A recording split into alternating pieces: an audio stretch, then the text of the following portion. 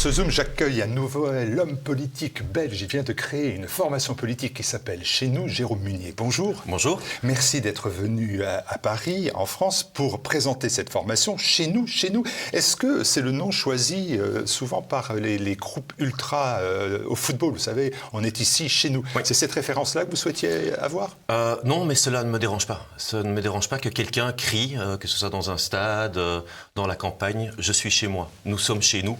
Donc ça ne me dérange pas que ces gens affirment effectivement cette identité. Par contre, nous avons choisi ce nom. Pourquoi? Parce que chez nous, ce sont nos villages, ce sont les villes, ce sont les paysages, etc. Et donc, ce chez nous, en fait, c'est ce qu'on veut représenter. Donc chacun a son chez-soi et donc va pouvoir interpréter ce chez nous par sa vision des choses. Votre combat, c'est celui de la Belgique francophone, pour commencer. On le voit à travers votre expression, bien évidemment. Oui. Ça s'arrête à cette Belgique francophone. Ça s'arrête à cette Belgique francophone. Donc le but est de se présenter en 2024, parce que les prochaines élections en Belgique n'auront lieu qu'en 2024. Je crois que nous sommes un des seuls pays en Europe à avoir des élections que tous les 5 ans. Donc toutes les élections, que ce soit européennes, régionales, fédérales, communales, etc., auront lieu en 2024. Et donc le but, c'est de se présenter effectivement en Wallonie, donc dans la partie francophone du pays. Alors votre initiative, on l'a bien compris à l'instant, concerne la Belgique francophone, mais il y a de très nombreuses structures patriotes déjà en place. Vos adversaires parlent alors d'atomisation des nationaux et nationalistes en Wallonie et à Bruxelles. Pourquoi une nouvelle structure dans le millefeuille patriote belge? Disons qu'en Belgique francophone, et là vous avez raison, plusieurs personnes ont essayé de lancer un mouvement politique. Et donc je pense à Michael Modrikamen qui avait lancé le Parti populaire. Vous avez été membre? J'ai été membre. Je pense à Alain Destex qui a lancé les listes Destex dernièrement, donc en 2019. Et je pense à beaucoup d'autres. Par contre, toutes ces formations ont échoué. Et toutes ces formations n'existent plus. Je parle des formations crédibles et les formations qui ont eu quelques pourcents aux élections. Michael Modrikamen a arrêté la politique, Alain Destex a arrêté la politique. Donc on se retrouve dans un vide politique à cette droite, on peut l'appeler la droite identitaire, la droite conservatrice, la droite populaire, la droite nationaliste. Mais à côté du MR, donc du mouvement réformateur libéral, il n'y a strictement plus rien de crédible. Et donc ça veut dire que je me sentais obligé, avec l'expérience politique que j'avais après toutes ces années, comme vous le dites, au Parti populaire, de lancer un mouvement qui pourrait réussir en 2024. Jérôme Munier, votre parcours personnel, c'est un parcours aussi assez atypique, fluctuant, diraient certains, politiquement. Mais politiquement, l'idée reste la même. L'idée, et c'est ça qui m'énerve aussi quand vous parlez de multitude de partis, parce que vous avez raison, c'est que toutes ces personnes n'ont pas réussi à se mettre d'accord. Ils n'ont pas réussi à se mettre d'accord sur des détails. Parce que la priorité, on le sait, c'est l'immigration. C'est l'identité, c'est combattre ce système PS, cette mafia du PS. Là sont vraiment les enjeux principaux. Après, on peut se mettre d'accord sur les détails.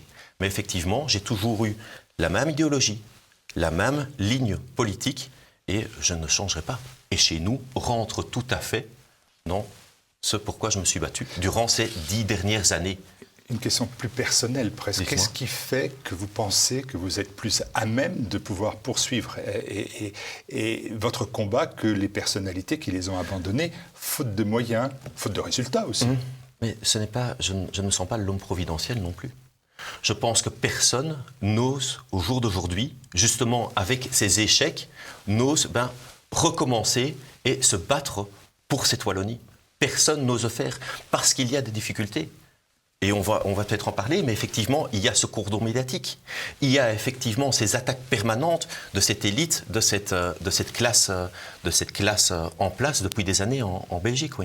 Parce que je regardais, la Wallonie, elle est en proie, comme la France et bien d'autres pays, en proie au chômage, à l'immigration, à l'insécurité, au terrorisme, bien évidemment.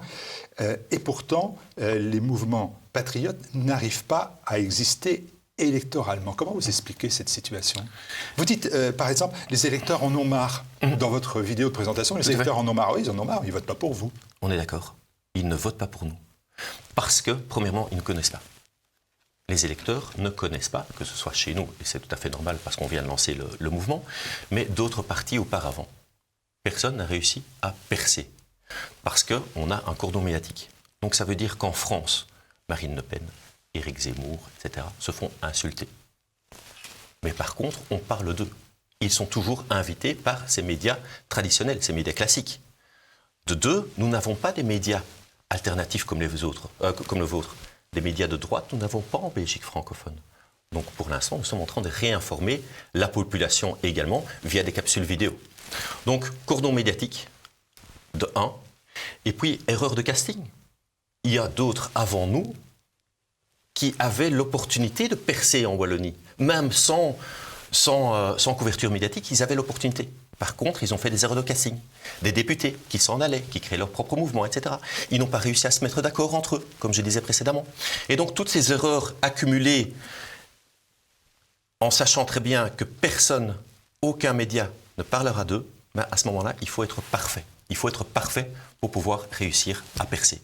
Il ne faut pas avoir de guerre de clans en interne, il ne faut pas faire de mauvais casting, il faut être parfait, il faut avoir une histoire claire dans laquelle les gens savent se retrouver. Jérôme Munier, on sait bien que la Belgique peut avoir une frontière virtuelle ou réelle entre la Wallonie et la Flandre. En Flandre, les partis nationaux existent, ils ont des résultats, ils ont des élus, ils ont des députés. Pourquoi ce qui est valable en Flandre ne l'est pas en Wallonie? Le cordon médiatique est le même, je suppose. Non. Et c'est là où vous vous trompez. Le cordon médiatique en Flandre n'est pas le même qu'en Wallonie. À nouveau, le Vlaams Belang, donc le premier parti maintenant en Flandre qui fait plus de 30% dans les sondages, est invité sur le plateau TV. Moins que d'autres formations politiques, mais est invité quand même. Le Vlaams Belang a réussi à percer. Le Vlaams Belang a les moyens aussi financiers, parce qu'en Belgique, les partis politiques sont financés par l'État et royalement. Et donc le Vlaams Belang a les moyens pour pouvoir sponsoriser ses vidéos, ses articles sur les réseaux sociaux. Premièrement. Deuxièmement, mais évidemment, on sait que depuis 20, 30 ans, la Flandre vote plus à droite que la Wallonie. C'est un fait. Le PS est au pouvoir depuis 30 ans en Wallonie. Et les partis émergents au jour d'aujourd'hui, en Wallonie, ce sont les partis d'extrême gauche. Donc ce sont des partis communistes qui sont en train de monter, et donc pas les partis patriotes comme le nôtre. Ce qui est très contradictoire. Contradictoire parce que si on franchit une frontière réelle cette fois-ci, celle de la France avec la Wallonie, on s'aperçoit qu'en France, on est dans les Hauts-de-France à ce moment-là, eh bien les résultats électoraux des partis patriotes sont très forts. Là aussi, c'est le Rassemblement national qui dispose de députés, de maires dans cette zone-là. Est-ce que vous vous dites, ce qui est valable pour les Hauts-de-France, sociologiquement parlant, devrait nous amener en Wallonie à faire les mêmes scores? Oui, tout à fait. Parce que les problématiques sont les mêmes. Vous dites, pauvreté, désindustrialisation, donc on a vraiment exactement immigration massive, on a les mêmes problématiques dans le nord de la France qu'en Wallonie. Il n'y a plus d'industrie, il y a un chômage de masse, il y a une immigration de masse, et donc les problématiques sont exactement les mêmes. Par contre, nous avons 20-30 ans de retard. Parce que dans le nord de la France, le Front National ou d'autres partis patriotes n'étaient pas aussi forts il y a 20 ans qu'aujourd'hui. Et donc, on se dit que la même chose peut arriver en Wallonie. Là où les partis de gauche sont en train de monter, donc le peuple vote maintenant pour les communistes, on espère que le peuple va voter pour nous en 2024. En leur disant quoi? En lui disant quoi à ce peuple? Quels sont les grands axes, quels sont les grands enjeux pour vous, en dehors des slogans que vous avez? Mais les grands enjeux, c'est déjà, de un stop migratoire, une assimilation, 3, réindustrialiser la Wallonie,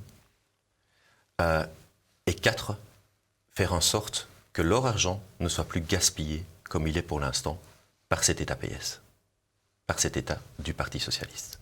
Donc ça, ce sont les 4 enjeux avec lesquels on va aller aux élections en 2024. La plupart des personnes qui votent pour le PTB, donc le Parti des travailleurs de Belgique, ne sont pas pour une immigration de masse. Et pourtant, le Parti communiste est un parti qui est pour l'ouverture des frontières. Et là où c'est intéressant, et vous comparez la France et la Belgique, vous avez tout à fait raison, le nord de la France avec la Wallonie, c'est que lors d'un dernier sondage il y a quelques années, un électeur sur 3 était prêt à voter pour Marine Le Pen. C'est sur cette base-là que vous fondez vos espoirs pour 2024. Mais c'est sur cette base-là, quand on voit la multitude des partis qui se sont présentés en 2019 de notre camp, ils ont fait 8 à 10% dans les Hainaut, par exemple. Et donc on se base là-dessus aussi. On se base sur les résultats précédents. On se base effectivement sur les résultats possibles d'un front national belge en Belgique francophone. Donc on se base, oui, là-dessus pour être confiant. Dans la vidéo de présentation de votre mouvement, j'y reviens, vous affirmez la Wallonie s'enlise. Est-ce que vous considérez que les multiples crises politiques ont aggravé cette situation? Vous savez, il y a une image qu'on a en France en se disant que quand la Belgique n'a pas eu de gouvernement pendant plusieurs mois, dizaines de mois même, finalement, elle s'en portait pas plus mal. Est-ce que vous partagez ce point de vue ou non, au contraire, cette crise politique a été terrible parce qu'il n'y a pas eu de décision économique, sociale Je partage ce point de vue. Pourquoi? Parce que quand vous parlez d'une crise politique, vous parlez d'une crise politique fédérale.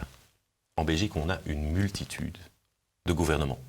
On a un gouvernement pour la région wallonne, on a un gouvernement pour la communauté française, on a des provinces, on a des communes, on a des fédérations qui s'occupent de lier Bruxelles à la Wallonie, etc. Donc on a une multitude de gouvernements. Donc ce n'est pas parce que le gouvernement fédéral est en crise que les gouvernements wallons, francophones, flamands ne travaillent pas. Enfin, ne travaillent pas, ou ne sont pas en place, en tous les cas. De un. De deux, ces crises communautaires sont logiques. Parce qu'on voit que les politiques flamands se présentent en Flandre, donc on n'a pas de circonscription fédérale. Un parti politique flamand comme le Vlaams-Belang se présente en Flandre. Un parti politique francophone se présente en Wallonie. Et après les élections, se retrouvent autour de la table, sans avoir parlé précédemment, se retrouvent autour de la table pour former un gouvernement fédéral. Et le fait que 50% des Flamands, aujourd'hui, votent pour des partis séparatistes est tout à fait logique. Venant d'un Flamand, je peux comprendre qu'un Flamand se dit « Attendez, le Wallon nous demande de l'argent, plus de 7 milliards d'euros par an, va nous dire quel parti est démocratique ou pas, parce que les partis francophones ne veulent pas travailler avec la NVA ni avec le Vlaams-Belang. 50% des électeurs sont simplement mis de côté. Et de trois, ils ne font même pas d'effort parler notre langue. Donc c'est normal que ces Flamands se sentent délaissés. Et donc on a des crises politiques et des crises communautaires. Vous adressez à la Belgique francophone. Vous tenez ce propos-là. Vous êtes bruxellois vous-même. Oui.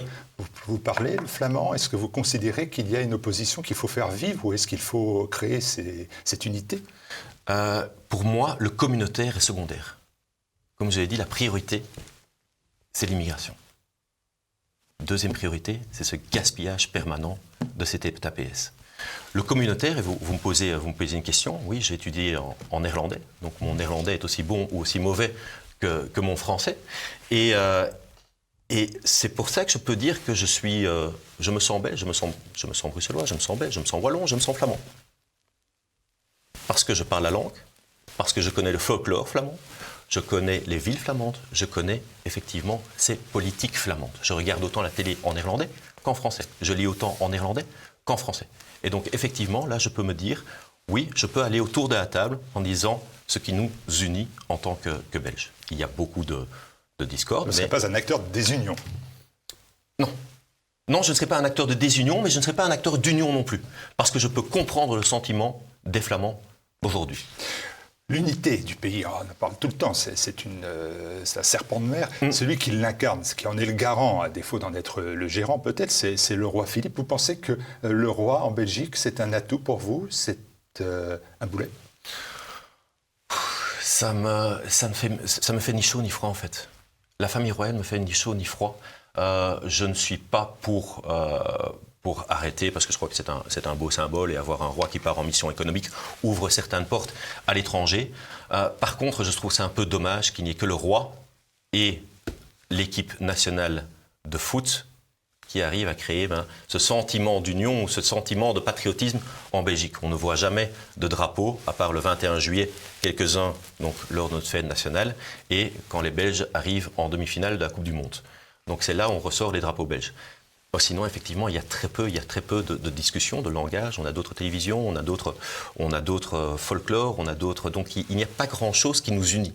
Et donc, c'est notre rôle aussi de dire, OK, c'est quoi être belge? Vous n'avez pas répondu exactement. Le roi Philippe, pour vous, c'est un boulet ou c'est un atout? C'est un atout. C'est un atout, pourquoi? Comme je le disais, parce qu'il sait ouvrir certaines portes. Je trouve que d'une façon pour le protocole, c'est un atout aussi. Et il a toujours un petit rôle politique aussi.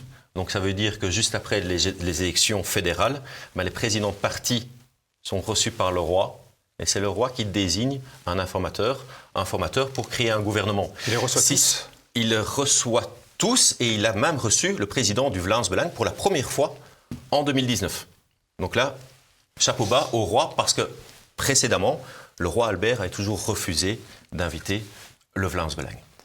Il y a quelques semaines, quelques mois, on a vu des images qui n'ont pas beaucoup marqué en Belgique, qui sont passées presque inaperçues, du convoi du roi sortant du palais royal, donc on est bien à Bruxelles, rejoignant sa famille. Et sur le trajet, il est pris à partie, assez violemment d'ailleurs, par une manifestation d'immigration, d'immigrés.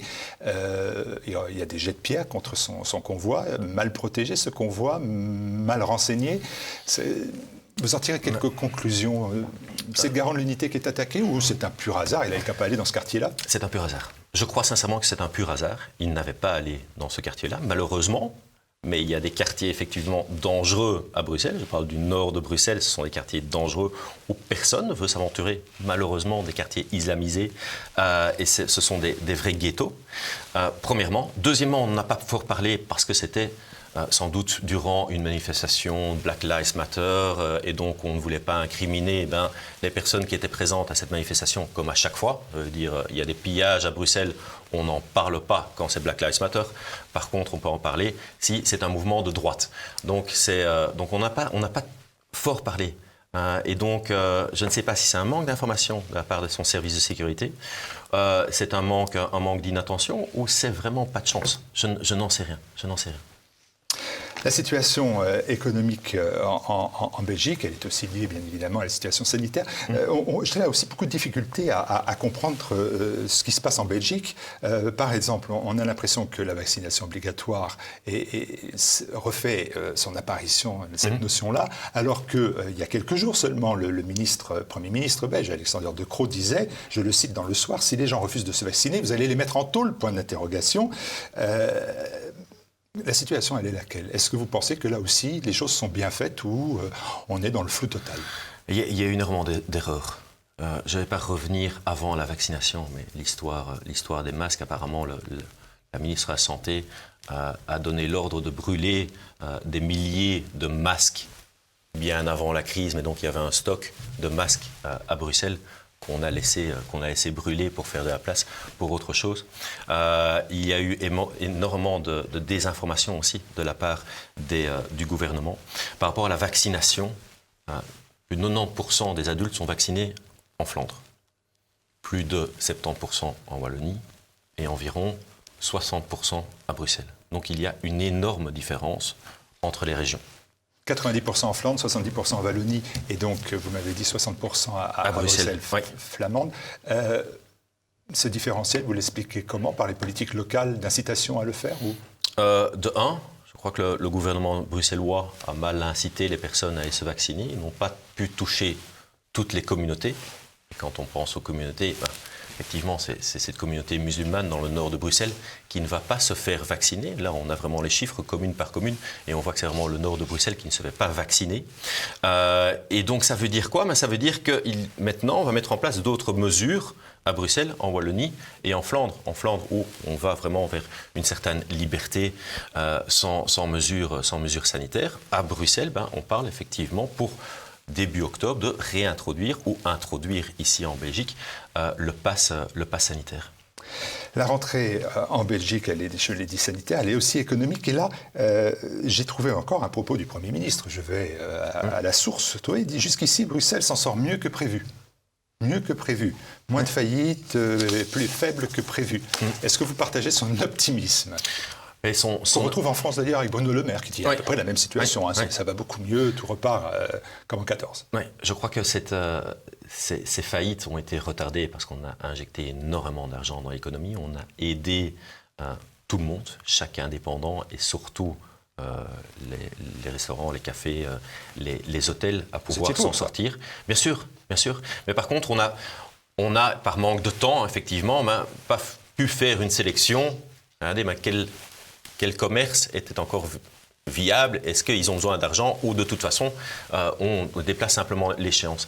Et donc, ça veut dire que ces faillites vont arriver.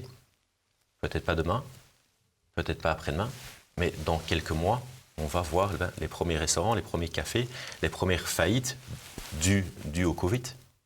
Et donc, l'économie bruxelloise, comment est-ce qu'on peut dire que l'économie bruxelloise se porte bien? On a un taux de chômage parmi les plus élevés en Europe chez les jeunes. On est à 25-30% de taux de chômage chez les jeunes.